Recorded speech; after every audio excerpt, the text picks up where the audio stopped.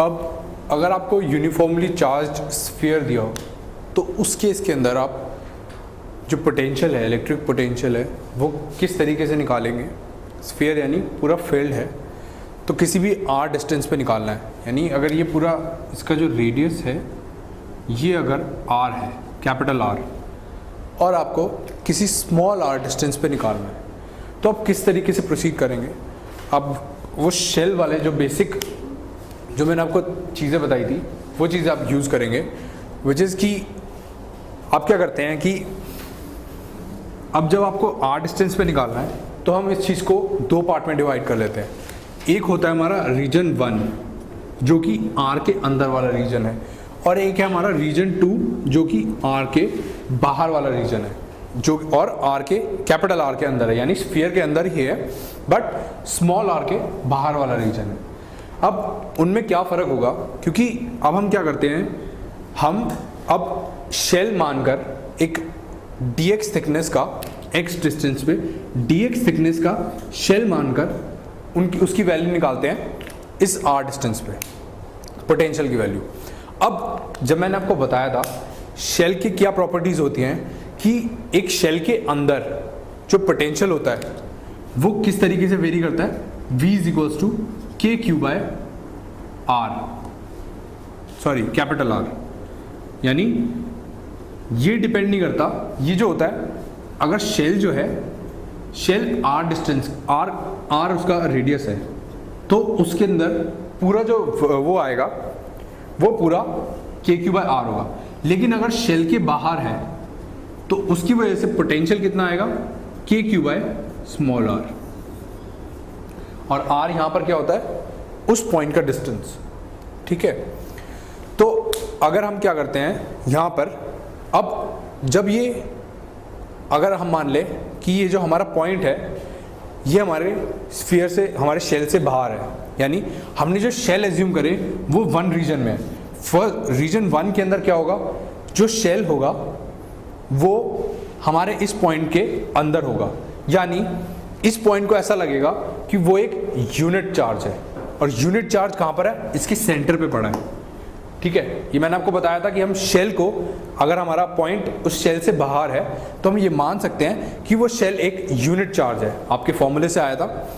तो उस चीज़ को हम यूज़ करते हैं dv1, रीजन 1 के अंदर पोटेंशियल कितना होगा, dv1 which will be equals to k dq by r small r। Okay, अब जब आप इसको इंटीग्रेट करेंगे फ्रॉम 0 टू r तो आपकी ये वैल्यू आएगी k q r square upon r cube. मैंने यहाँ पर ये वाला फॉर्मूला यूज़ करा है, r ये वाला पॉइंट से डिस्टेंस है।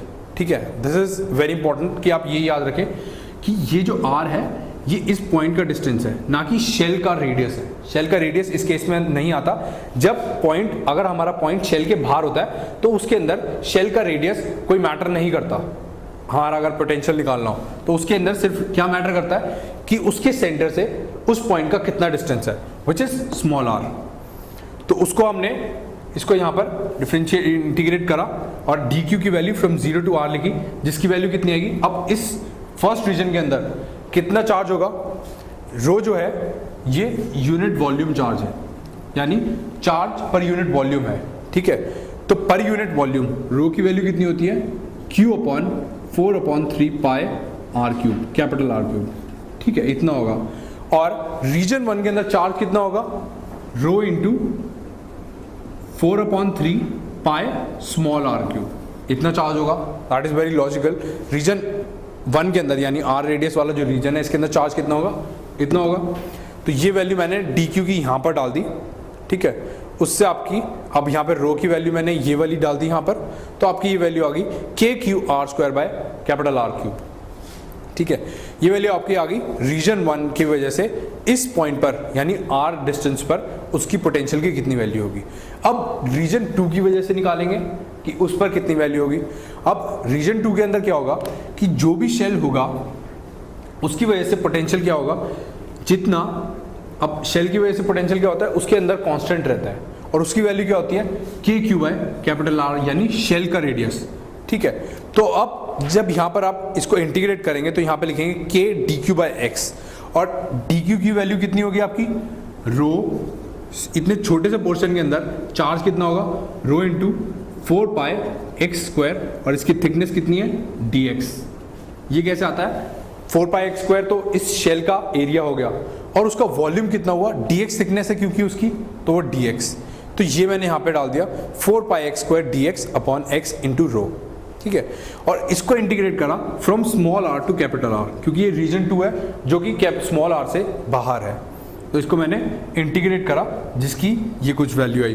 अब इस पॉइंट का जो टोटल पोटेंशियल होगा उसकी वैल्यू कितनी होगी, V net will be equals to v1 plus v2, this is v2। इसको जब आप ऐड करेंगे तो आपकी आएगी kq into 3r² minus small r² upon 2r³। ये आपकी पोटेंशियल की वैल्यू आ गई। अब इसी के अंदर अगर आपको इलेक्ट्रिक फील्ड की वैल्यू बतानी हो तो वो आप कितनी बताएंगे, आप सिंपली इसको वो वाला फॉर्मूला यूज करेंगे, E is equals to minus dv/dr।